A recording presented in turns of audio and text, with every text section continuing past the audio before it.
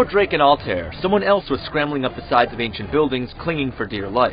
Her name is Lara Croft, and she's arguably the grandmother of those other next-gen adventurers. Eidos and Crystal Dynamics have decided to remind us of this by remaking Lara's original 1996 adventure in Tomb Raider Anniversary. The game's been out on the PS2 since June, but it's finally made its way to the Xbox 360 for an adventure that's starting to feel a little ancient.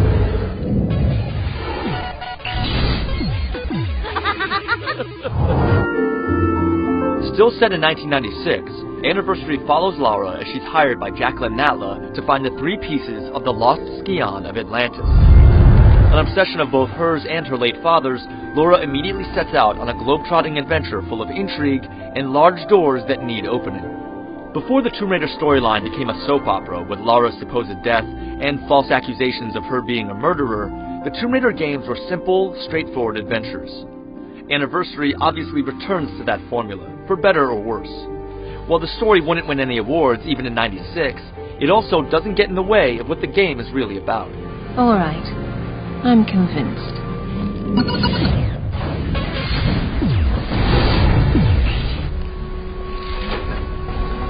What few people realize or remember is that the original Tomb Raider is much more about puzzle solving than gunplay.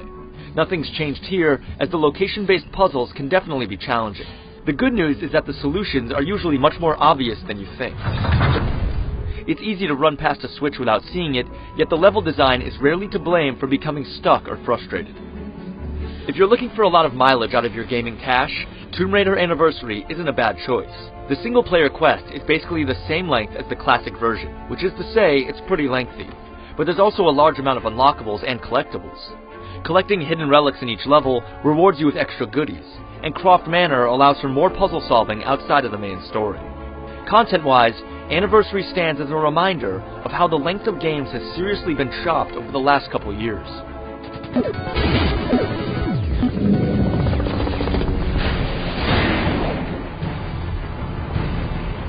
The bread and butter of Tomb Raider remains intact in Anniversary. You'll spend the majority of your time exploring and solving environmental puzzles.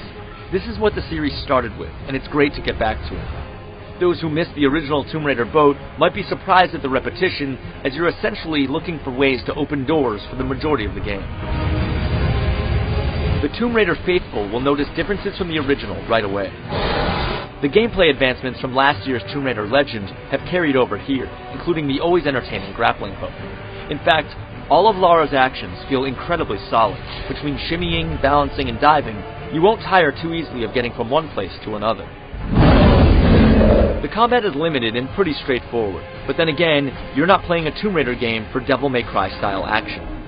One new addition is the Adrenaline Dodge, a slow-motion dive that occurs whenever an enemy delivers a rage attack.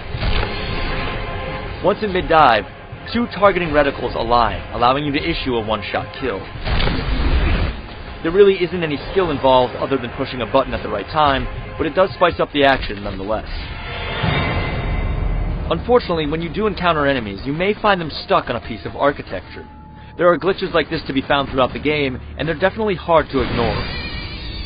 The camera can occasionally get in the way as well.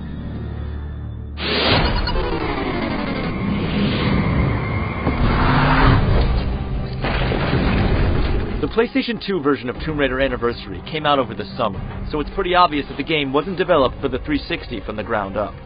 Sure, the textures are now high-res and there are new lighting effects, but ultimately, the game doesn't look that much better. In the wake of recent games, it's easy to forget the 11 years of work that Lara Croft has put into making platforming adventure games what they are. However, it's also those same games that have raised the bar on Miss Croft, and Tomb Raider Anniversary doesn't innovate enough for her to reclaim the throne. That said, Eidos has made the game downloadable on Xbox Live for $30 if you already own Tomb Raider Legend. Otherwise, you can purchase the disc version for $40. At either price, the game is worth a shot, especially if you've never jumped into Lara's short shorts before.